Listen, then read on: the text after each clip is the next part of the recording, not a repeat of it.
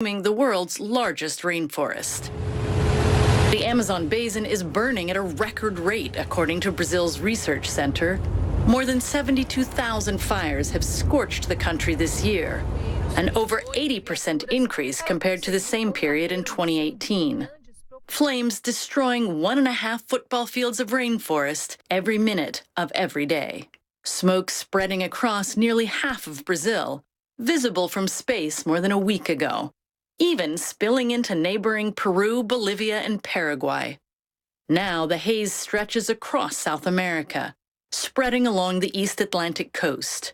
Though fires are common here in Brazil's dry season, climate scientists say this is far from the norm. Instead, environmentalists point to land raised at unprecedented levels as a new government encourages industry to develop the Amazon region. Brazil's right-wing president has brushed off environmental concerns as he vows to open the rainforest to business interests. Since he took office in January, rates of deforestation have soared, as Jair Bolsonaro remains indignant to international criticism.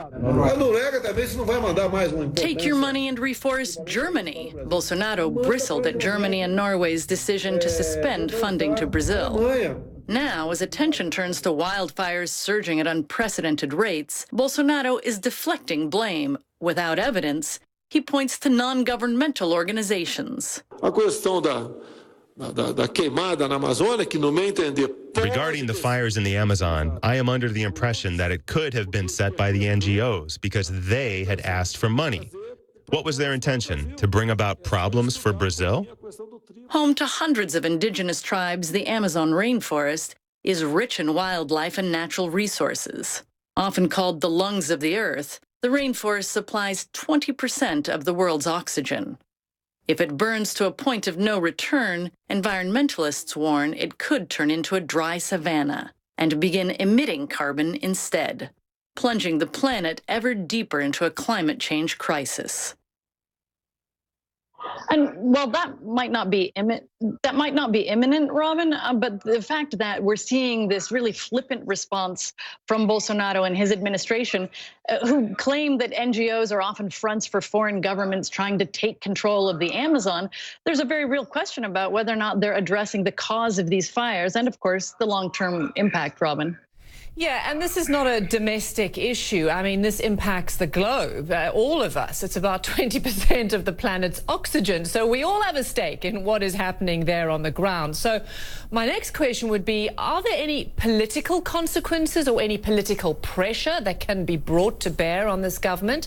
Does Mr. Bolsonaro feel like he can okay this for the next few years? And what will be the consequence? I think that's a really good question, Robin, because he does not take environmentalists seriously and he doesn't take environmental concerns seriously. What speaks big here is money, of course.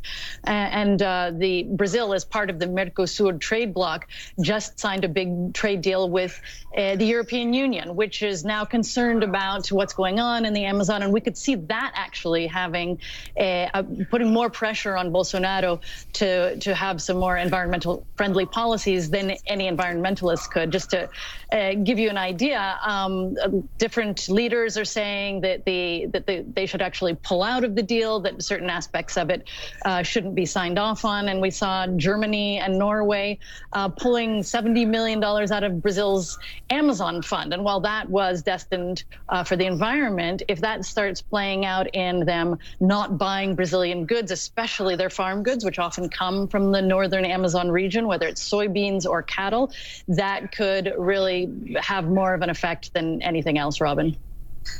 Okay, so what you're saying, there needs to be a concerted collective global response to this. Shasta Darlington, great to have you. Good to see you, my friend, live there from Sao Paulo in Brazil. Thank you for that update. So let's go to Chad Myers now, who joins us from the World Weather Center. Hey, Chad, this, as I said, is not an act of God. It is a man-made disaster. Put it in perspective for us.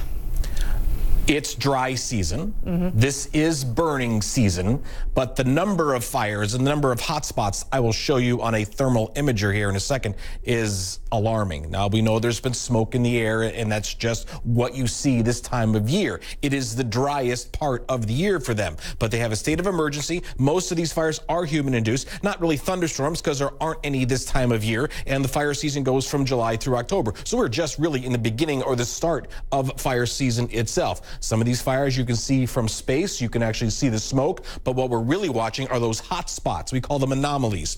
About 74,000 fires so far this year. That's 85% more than this time last year. Fire dating all the way back. We have a bush in front of me. I can see it here. Otherwise, Brazil here. These are the August 20th of 2019 fires. These are all the hot spots that we see across the globe right now, and this is focused on Brazil proper. Even some fires down around Uruguay as well, and Paraguay. And the Amazonas already putting out in this area, already putting out more CO2, carbon dioxide, because of the burning than any year so far since we've been keeping records back to about 2003. And there's the bottom of the rainfall curve somewhere in August and September, going back up a little bit later than that. So the Amazon fires, obviously in our picture, this is what I was talking about here a little bit ago. These are the anomalies. This is what, if you take a look at the surface of the Earth and the temperature from one side, one of the pixels to the other pixel, if there's more weather, more hot, then you're going to see these little red dots.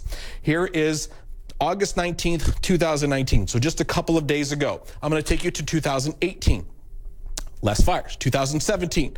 Still fires, not as many, and not as concentrated, more widespread. 2015, 2014. We can go back and back as long as you want. Now, there were still fires in 14, but look at what it was in 2013. The number of dots is significantly more than it has been for a very long time. We know that's what's happening on the ground there.